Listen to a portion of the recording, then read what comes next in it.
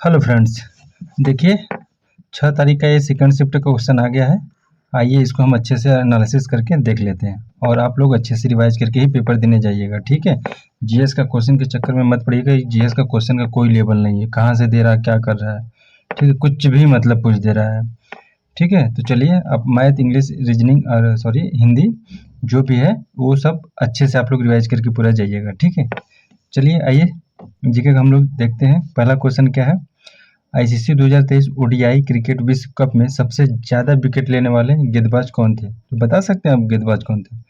मोहम्मद शमी था, ठीक है। इंडियन का जो है, देखिए पूछा क्रिकेट विश्व कप में, ठीक है, तो मोहम्मद शमी हो जाएगा, ठीक है। नेक्स्ट देख लेते हैं। देखिए गिद्धा और भांगड़ा किस भारतीय राज्य का लोक नृत्य है? तो ये तो सबको पता होगा, पंजाब का। देखिए ये देखिए क्या क्या पूछा है, तेलंगाना के मुख्यमंत्री जो के चंद्रशेखर राव किस पार्टी से हैं? अब पार्टी का नाम पूछ दिया है, बताइए कि कोई बता पाएगा अच्छे से? तो इनका हो जाएगा भारत के राष्ट्र समिति, ठीक है, भारत राष्ट्र समिति पार्टी से ये ताल्लुक रखते हैं, ठीक है। अनुमुला रेवती रेड्डी वर्तमान में तेलंगाना के मुख्यमंत्री है, ठीक। चलिए अगला देखते हैं। पंचवर्षीय योजना को प्राप्त करने का लक्ष्य कितना रखा था? दूसरी पंचवर्षीय योजना का प्राप्त करने का लक्ष्य क्या रखा गया था? तो लक्ष्य था 4.5%। मैंने इससे पिछले वाली वीडियो में जस्ट इसी का जिक्र किया था, जबकि वास्तविक विकास दर अपेक्षा थोड़ी कम 4.27% थी। जस्ट इसी पहले शिफ्ट में, जो सुबह का शिफ्ट था, उस शिफ्ट में मैंने इस क्वेश्चन को बताया था। देखिए सेकंड शिफ्ट में क्वेश्चन आपसे पूछ दिया, ठीक है। देखिए राज्य के नीति निर्देशक का वर्णन किस अनुच्छेद में है? ठीक है, तो भारतीय संविधान के भाग 4 का अनुच्छेद होगा 36 से 51 तक। अगला क्वेश्चन देख लेते हैं। चेरा ओबा उत्सव किस राज्य में मनाया जाता है? तो इसका सही जवाब होगा मणिपुर राज्य में। इसे मणिपुरी नव वर्ष के नाम से भी जाना जाता है। देखिए नेक्स्ट क्वेश्चन क्या है, भारतीय संविधान के अनुसार राज्य का कार्यकारी प्रमुख कौन होता है? राज्यपाल होता है, ठीक है, राज्य का राज्यपाल होता है। राज्य का वास्तविक अध्यक्ष मुख्यमंत्री होता है। देखिए राज्यपाल के एज बता सकते हैं कितना होना चाहिए? 35 होना चाहिए। और राज्यपाल के बारे में ये भी जानते हैं, ये क्या होता है, इसकी नियुक्ति कौन करता है? तो प्रधानमंत्री की सलाह पर राष्ट्रपति करते हैं। ये राष्ट्रपति के, ठीक है, राष्ट्रपति के प्रसाद पर्यंत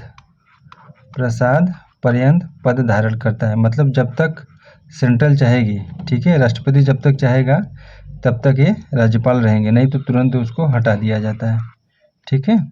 इनका एज 35 होता है और इनका कोई चुनाव इलेक्शन नहीं होता है। प्रधानमंत्री की सलाह पर मुख्यमंत्री जी इनका नियुक्ति करते हैं, ठीक है। जैसे सेंट्रल लेवल पे होता है, ठीक है। जैसे राज्य का वास्तविक अध्यक्ष मुख्यमंत्री होता है, जैसे सेंट्रल लेवल पर क्या होता है, वास्तविक पीएम होता है, प्रधानमंत्री, ठीक है। और इसके ऊपर कौन होते हैं? राष्ट्रपति जी, ठीक है। चलिए अगला क्वेश्चन देख लेते हैं। दंत एनिमल किससे बना होता है? दंतवल्क या दंत एनिमल। दंतवल्क दांतों के आंतरिक भाग में पाए जाने वाला कार्बनिक और अकार्बनिक पदार्थों का मिश्रण होता है। दंतवल्क सबसे ज़्यादा देखो कैल्शियम और फास्फेट, इतना मजबूत होता है, कैल्शियम और फास्फेट से मिलकर बना होता है, ठीक है। चलिए अगला क्वेश्चन देखते हैं। सार्वजनिक ऋण का मतलब क्या होता है? तो देखिए सार्वजनिक ऋण वह कुल राशि है जो सरकार द्वारा जनता पर बकाया होती है, इसे सरकारी ऋण कहते हैं या राष्ट्रीय ऋण कहते हैं। अगला क्वेश्चन देखते हैं। संगीत नाटक अकादमी की स्थापना किस वर्ष में की गई थी? तो संगीत नाटक अकादमी की स्थापना 31 मई 1952 को, कब? 31 मई 1952 को मानव संसाधन विकास मंत्रालय के एक प्रस्ताव द्वारा किया गया था। अकादमी का आधिकारिक उद्घाटन 28 जनवरी 1953 को भारत के पहले राष्ट्रपति राजेंद्र प्रसाद द्वारा किया गया था। अगला देखते हैं। देखिए, ऋग्वेद काल में कहानियों कहा जाता था। कहानियों का मतलब क्या कहा जाता था? तो सूक्त कहा जाता था ऋग्वेद में। अगला देखते हैं, ऋग्वेद के मंत्रों को क्या कहा जाता था? तो ऋग्वेद में जो मंत्र थे उनको ऋचा कहते थे। ऋग्वेद के मंत्रों को ऋचा कहते थे। ऋचा शब्द की उत्पत्ति ऋग से हुई है, जिसका अर्थ प्रशंसा करना होता है। ऋग्वेद में 10 मंडल, 128 सूक्त और 10,462 ऋचाएँ हैं। ऋग्वेद में मौजूदा मंत्रों को पद में लिखा गया है। अब ये बताइएगा, जो गायत्री मंत्र है किसके स्तुति में गाया जाता है? आप लोग बताइए, पूछ सकता है।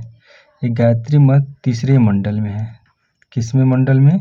तीसरे मंडल में। शायद ये भी एग्जाम में पूछ दे, बहुत इंपॉर्टेंट क्वेश्चन है। गायत्री मंत्र किस मंडल में पूछे कहेगा तो तीसरे मंडल में होगा। ठीक है, गायत्री मंत्र तीसरे मंडल में है। और ये किसके लिए गाया जाता है? ये सूर्य देवता के लिए गाया जाता है। सूर्य की स्तुति के लिए इसको गाया जाता है। किसको? गायत्री मंत्र को। ठीक है, अगला देखते हैं। ऋग्वेद को किस नाम से जाना जाता है? ऋग्वेद को ऋग संहिता के नाम से भी जाना जाता है। ऋग्वेद हिंदू धर्म के 4 पवित्र वेदों में से पहला और सबसे पुराना है। देखिए, ये इंपॉर्टेंट चीज़ है। सबसे पुराना वेद भी पूछ सकता है। ठीक है, तो सबसे पुराना वेद कौन सा है? तो ऋग्वेद। ऋग्वेद को ऋतु भी कहा जाता है। और एक चीज़ याद रखिएगा, एक जो सामवेद होता है, ठीक है, सामवेद, इसको भारतीय संगीत का जनक कहते हैं। भारतीय संगीत का जनक कहते हैं। किसको? सामवेद को। और देखिए, अथर्ववेद में क्या होता है? अथर्ववेद में राइटिंग अच्छे से बन नहीं रही है, आप लोग देख समझ जाइएगा। अथर्ववेद में क्या होता है? जितने भी अंधविश्वास, जादू टोना, भूत प्रेत, पाप होता है, वो इसका वर्णन किस वेद में है? तो अथर्ववेद में है। चलिए, नेक्स्ट क्या है? जल संरक्षण के लिए निम्नलिखित में से कौन सी विधि सबसे प्रभावी है? स्नान के लिए कम जल का इस्तेमाल करना। ठीक है, ऑप्शन दिया रहेगा। ठीक है, 4 ऑप्शन दिया रहेगा, उसमें सबसे बेस्ट ऑप्शन यही रहा है। किस केंद्र शासित प्रदेश में गरीबी दर सबसे अधिक है? देखिए, सबसे अधिक पूछा है। ठीक है, तो राष्ट्रीय बहुआंशिक गरीबी सूचकांक 2023 के अनुसार निम्नलिखित में से किस केंद्र शासित प्रदेश की गरीबी दर सबसे कम है? वही है, तो इसका आंसर हो जाएगा पुडुचेरी की। ठीक है, और सबसे अधिक अगर पूछ दे, गरीबी दर सबसे अधिक किस में है? किस केंद्र शासित प्रदेश में होगा? ठीक है, किसमें? केंद्र शासित प्रदेश में, राज्यों में नहीं। तो अगर सबसे कम पूछे तो पुडुचेरी, अगर सबसे अधिक पूछे तो दादर और नगर हवेली दमन दीव। अब तो सभी को मिलाकर एक ही केंद्र शासित प्रदेश बना दिया गया है ना, इसीलिए। चलिए, अगला देखते हैं। किस केंद्र शासित प्रदेश की पुरुष साक्षरता दर सबसे कम है? तो दादर एवं नगर हवेली। इसमें क्या पूछा है? पुरुष साक्षरता दर। देख रहे हैं जीएस का लेवल कैसा कैसा पूछा है। दयानंद सरस्वती ने किस समाज की स्थापना की थी? तो इसका आंसर हो जाएगा आर्य समाज की। देखिए, एक आर्य समाज है और एक है ब्रह्म समाज होता है, ब्रह्म समाज। इसको भी आप लोग याद रखिएगा, क्योंकि इससे पूछा है तो ये भी पूछ सकता है। दयानंद सरस्वती किस समाज की स्थापना किए थे? तो आर्य समाज के। और ब्रह्म समाज की स्थापना थे कौन? राजा राम मोहन राय। राजा राम मोहन राय। ठीक है, देखिए, अप्रैल 1875 में कब किए थे? तो अप्रैल 1875 में। दयानंद सरस्वती ने कहाँ? बॉम्बे में आर्य समाज की स्थापना किए थे। ठीक है, अगला देखते हैं क्या है। देखिए, अगला केस में क्वेश्चन आ गया, हिंदी के आ गया। चंद्रहास ये किसका पर्यायवाची है? तो तलवार को कहते हैं चंद्रहास। खड़क उसी का ना 80 टुकड़ों में काट देंगे, 80 टुकड़ों में काटेंगे, खट खट तलवार हो जाएगा। कृपाल, जानते हो पंजाबी लोग कृपाल रखते हैं। करवाल और खंजर तो जान ही रहे हैं। ठीक है, देखिए, अकाल शब्द के कई पर्यायवाची शब्द हैं। अच्छा, अकाल का पर्यायवाची शब्द पूछा होगा या अकाल का शब्द का पर्यायवाची 4 ऑप्शन दे दिया होगा, उसमें से पूछा होगा कौन सा नहीं है। तो ये सब जितने भी हैं ये सब अकाल के पर्यायवाची शब्द हैं। ठीक है, सूखा हो गया, भूखमरी हो गया, कमी हो गया, अभाव हो गया, अकाल। समझे रहे, कुसुम, अनावृष्टि मतलब कम। ठीक, चलिए अगला देखते हैं। देखिए, गद्यांश से 5 क्वेश्चन था। आप लोग गद्यांश पढ़ के एकदम अच्छे से आंसर दीजिएगा। गद्यांश में जो लाइन दिया रहेगा उसी लाइन में उसका क्वेश्चन का आंसर छिपा रहता है। ठीक है, रचनाएं से भी क्वेश्चन पूछा था, गद्यांश से भी। ठीक है, चलिए पूरा क्वेश्चन 18-19 जितने भी क्वेश्चन था एकदम ऑथेंटिक और रियल क्वेश्चन है। ठीक है, आप लोग देख लीजिए जीएस का लेवल कैसा है। तो आप लोग ज़्यादातर किस पे फोकस करिएगा, हिंदी रिवाइज करिएगा। ठीक है, मैथ अपना स्ट्रॉन्ग करिएगा और रीजनिंग करिएगा। ठीक है, इसमें कम चीज़ में आप लोग अच्छा गेन कर सकते हैं। और जीएस का लेवल देख रहे हैं क्या क्या जीएस में पूछ रहा है, कोई लेवल नहीं कब क्या उठा कर पूछ दे रहा है। ठीक है, तो ज़्यादा से ज़्यादा आप लोग हिंदी, मैथ, रीजनिंग करने की कोशिश करिए। ठीक है, चलिए फिर भी हम मिलते हैं नेक्स्ट वीडियो में। तब तक के लिए थैंक यू, बाय बाय, अपना ख्याल रखिएगा।